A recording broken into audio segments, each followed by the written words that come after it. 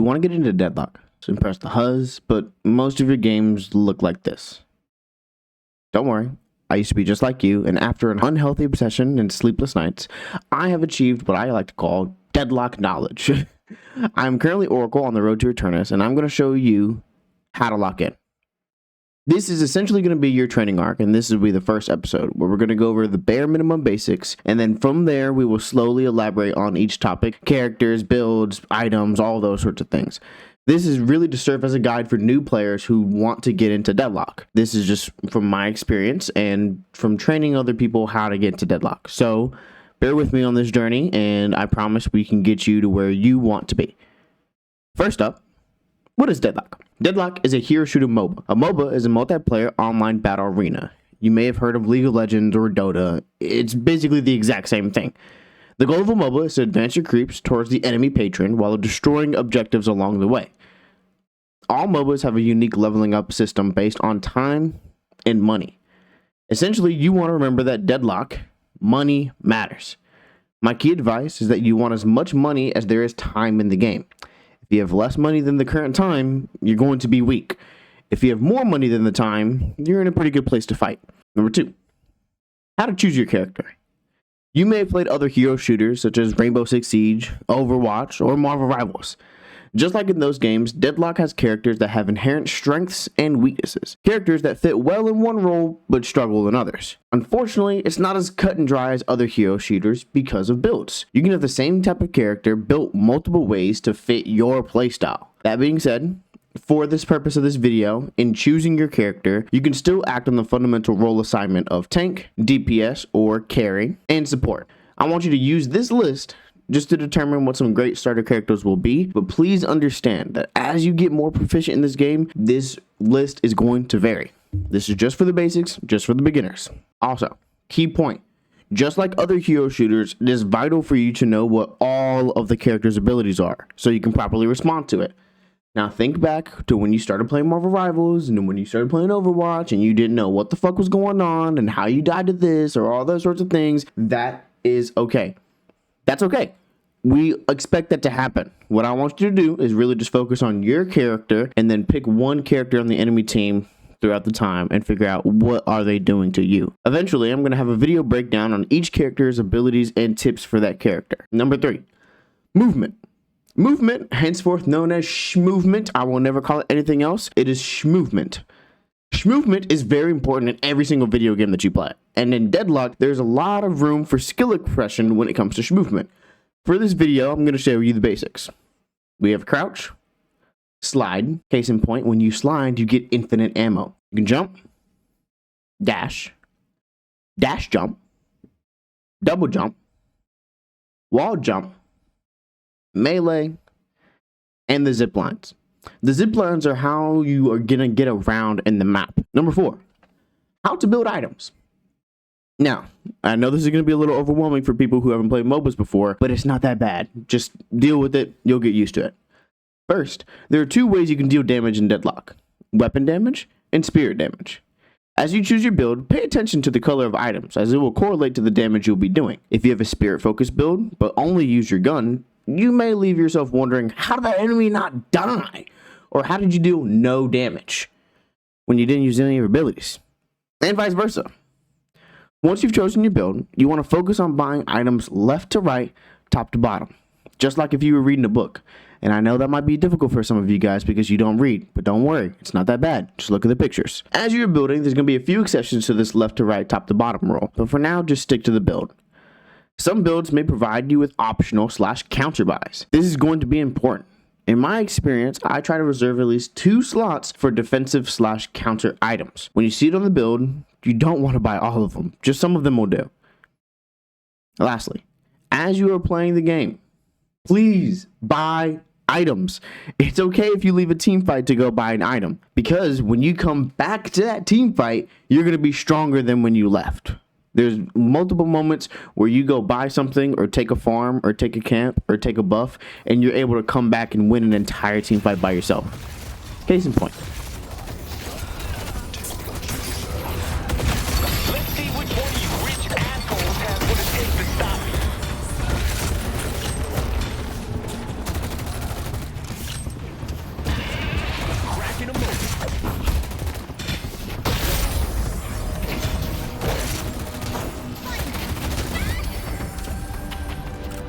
Now that we have covered a decent amount of the initial basics of the game, how to get started, how do we need to actually play the game?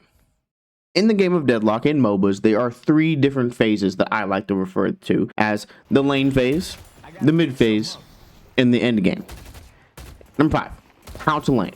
There are many important aspects of the laning phase that I will cover in another video, but for this quick hand notation for the people who are just trying to get into Deadlock after watching this video, I want to remind you of a couple things. Number 1, where's the wave? Where are your creeps? You want to be pushing in the enemy creeps as much as you can. This is going to give you pressure on the enemy and pressure on the tower. Number 2, in the laning phase, kills don't matter that much. Yes, it's great to get a kill on an enemy, but you don't get much money out of it. Honestly, killing all the creeps is the same amount of money as killing the enemy, and it's a lot easier to kill the creeps than it is to kill the enemy. So, focus on the wave. Once you get the wave pushed in, you can put a little bit more damage on the tower and a little bit more damage on the enemy to maybe get you that kill. Don't chase, let it happen naturally. Number 3, be aware of timing. Timing in this game is very important, and there are certain things that spawn at a certain time that's going to be helpful throughout the laning phase. Here's a quick rundown of the timing, and we're going to go more detail into my next video. 2 minutes, boxes and tier 1s. 5 minutes, first bridge buff. 6 minutes, tier 2. 8 minutes, vaults in tier 3. 10 minutes, the second round of buff, urn, and mid boss. Case in point, the urn will always spawn on yellow side. It always has, it always will until there's a change. After 10 minutes, every 5 minutes will spawn a new urn and buff. So just keep that in mind as well throughout the game. And number 4, the 4th tip for the laning phase is maintain HP and cover. Every single wave has a healer minion that will give you about 40 health every 6 seconds. You want to really prioritize keeping this creep alive. If you're low, stand next to this creep from the minute it drops off the zip line to the minute that it dies. So, as a quick recap for the laning phase.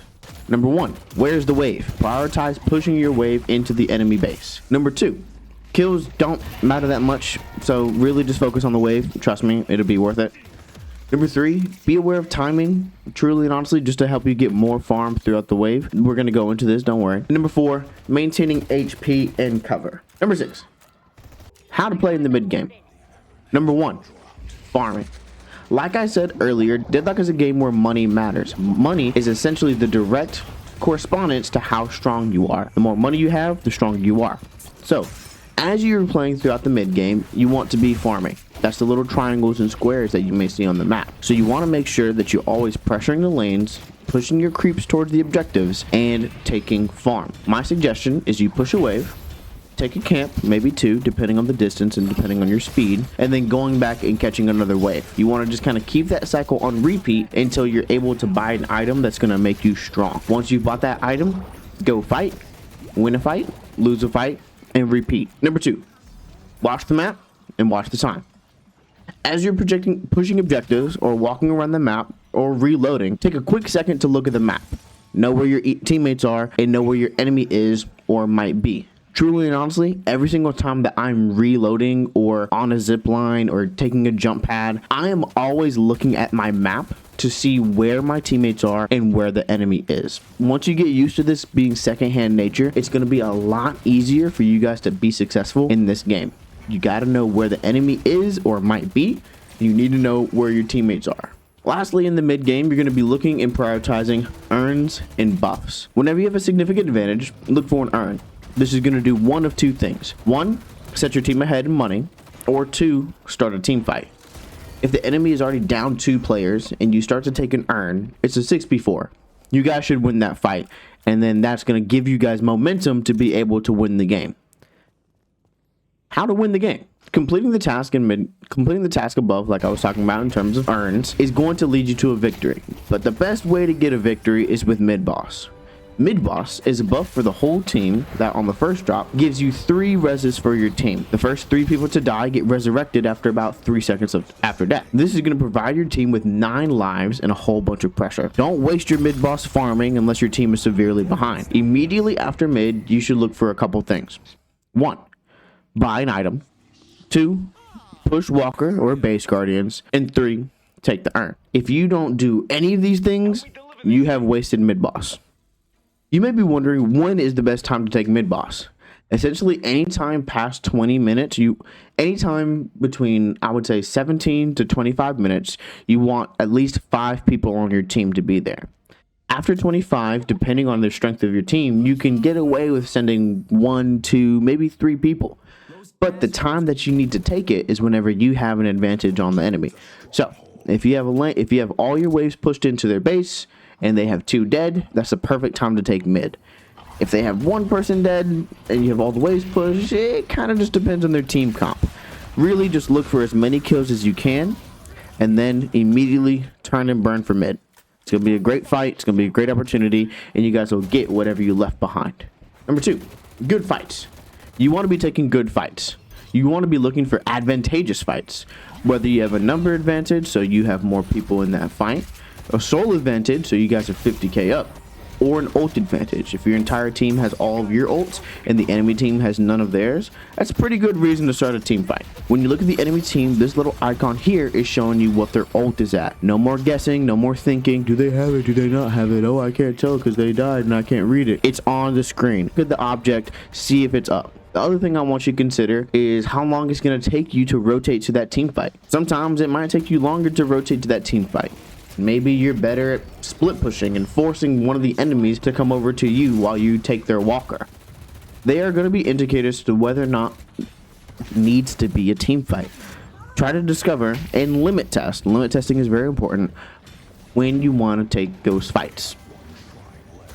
Hey, thank you all so much for watching this video. I really appreciate you taking the time to watch this. I really just wanted to make this guide be as basic and as introductory friendly as possible. Let me know what you guys think. You know, did I get too advanced with my techniques? Are you guys a little bit confused? What do I need to clarify? Again, I am going to be doing an in-depth video on each of these subjects, so let me know which one you want to see next. Maybe you want to learn more about builds or characters or mid-boss. Let me know. Leave a like and comment as to what your favorite part of the video was or what you want me to elaborate on next. Thank you so much and have a good day. Deuces.